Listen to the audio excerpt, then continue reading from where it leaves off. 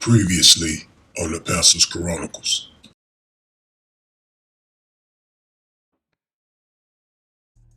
I'd like to welcome you to Pastor's Chronicles. This is In My Feelings Chronicles, and this is part 5.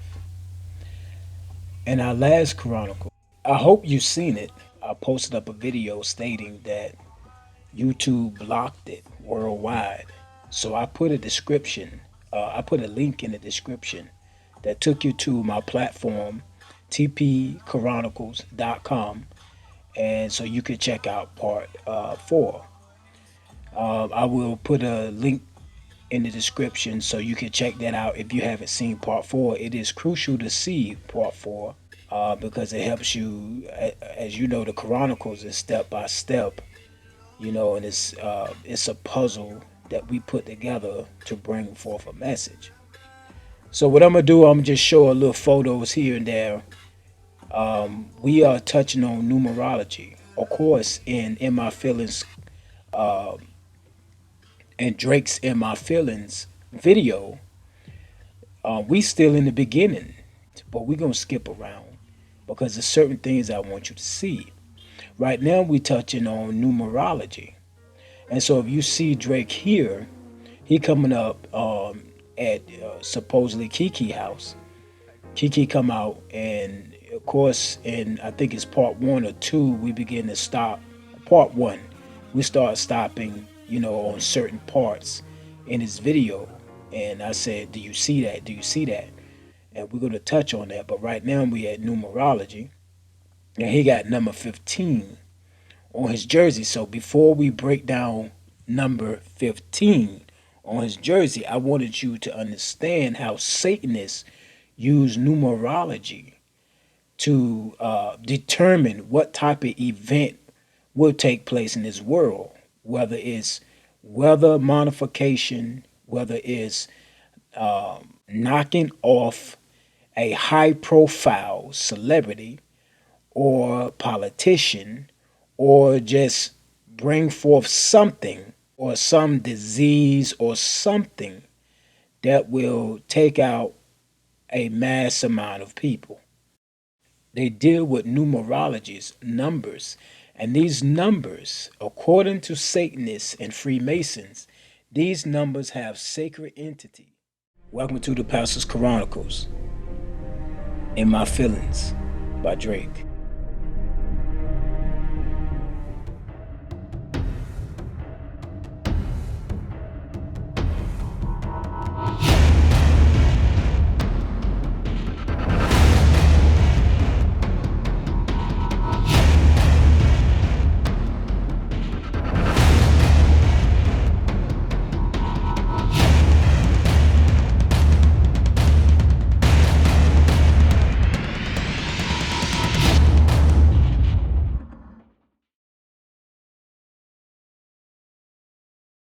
And so these numbers tell them what they should do. There's sacred things pertaining to these numbers.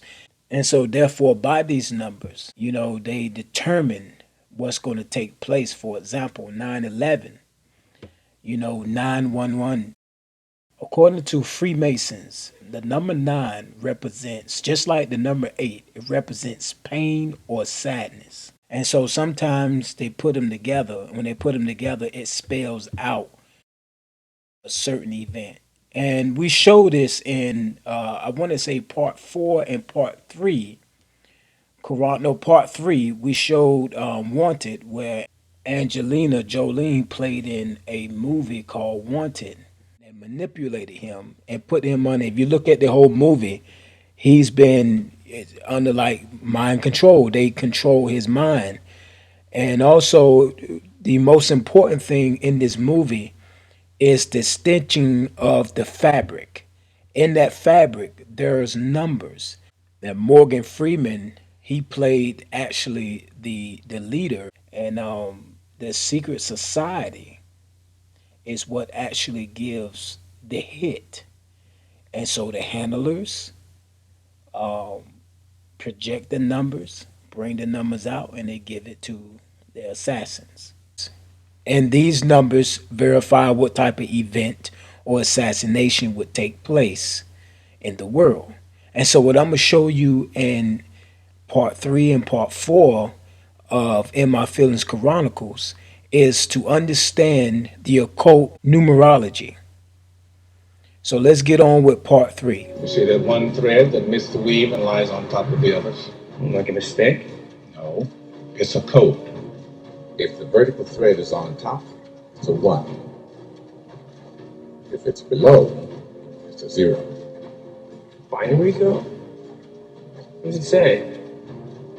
It's a name, a target. Where do the names come from? Come out of a necessity, Wesley. Necessity to maintain balance in the world. They are orders that must be executed, entrusted to us so that we might forge stability out of chaos. We showed Spartacus in part 4.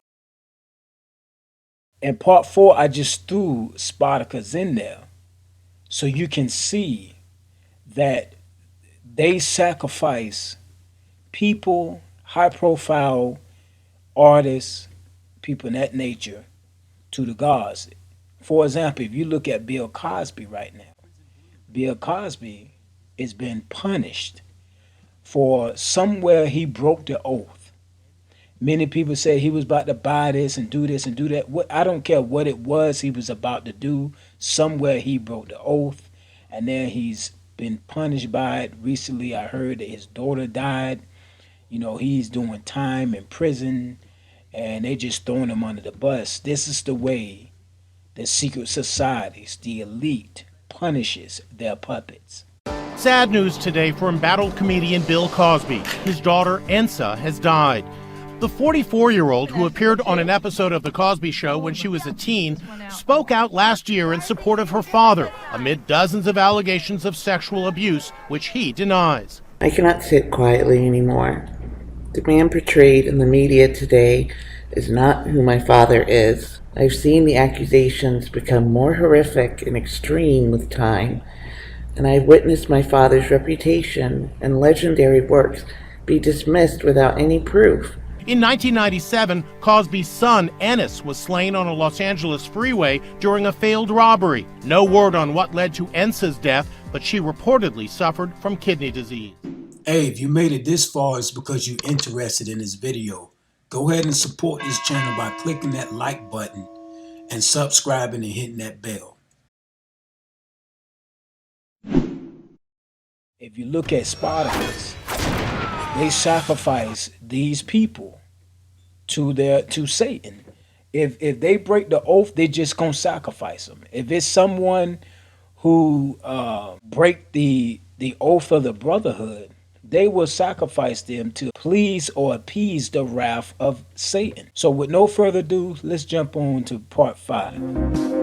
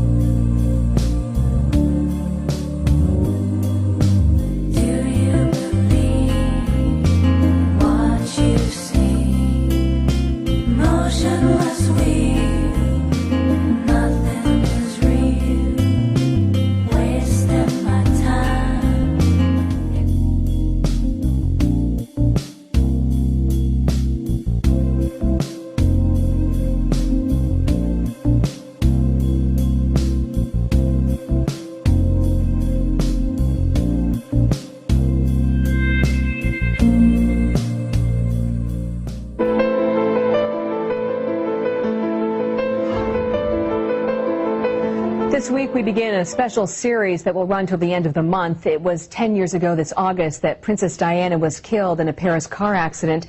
Yet some still believe there are unanswered questions about the crash And now a witness has come forward with new information that could suggest it was not an accident. Nicholas Wapshott is the national and foreign editor of the New York Sun and is with us this afternoon. Let's begin with the white Fiat Uno. This is one of the big mysteries of the investigation. What role did that car play in the accident? Well, it was always said that there was a white Fiat Uno which tipped into the car in which Diana was being driven at the key moment as it went into the tunnel in which she died. That Fiat Uno left paint on Diana's car, and the French police scoured the whole of France and have never yet been able to find out exactly what car that was. It's very distinct. You can trace a car from its paint. They never found the car, and they never found the driver. But now a new witness has come forward, a French fireman called Christophe Palat. And what claims is he making specifically?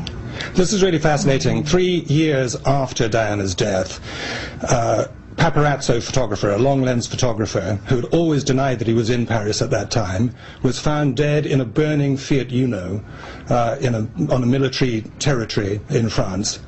This Fiat Uno had been repainted. It was originally white and had been repainted 3 years before, so shortly after the accident. What the firefighter is now saying is that he was the first on the scene. It had been said that the paparazzo had committed suicide and set fire to the car himself. What the firefighter said was that he was first on the scene and that the paparazzo, called James Adamson, had 2 bullet holes to his head, and that had been covered up. And this was revealed this week. This is 10 years after Diana's death. It's obviously a sensational revelation.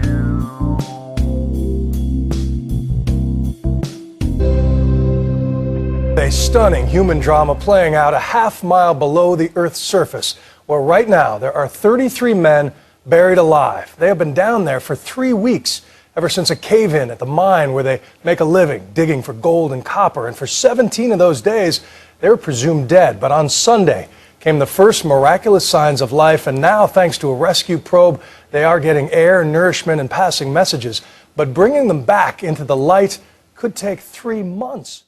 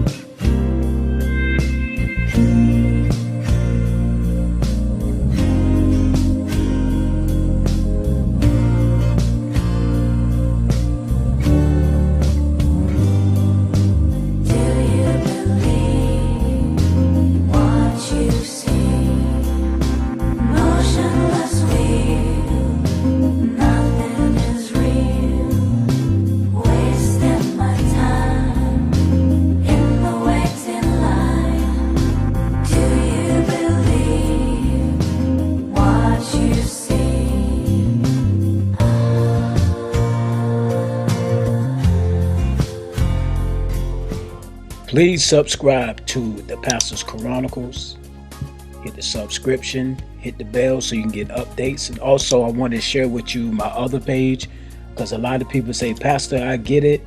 I appreciate everything you're doing, but we need some teaching, some gospel teachings. So if you look here, the Pastor Scott Hinton, this is the gospel message that I'm presenting. This is my other page.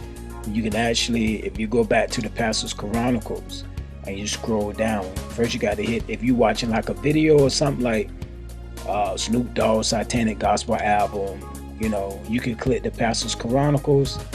And then when you pick the Pastor's Chronicles, you scroll down, bam, there go Pastor Scott Hinton.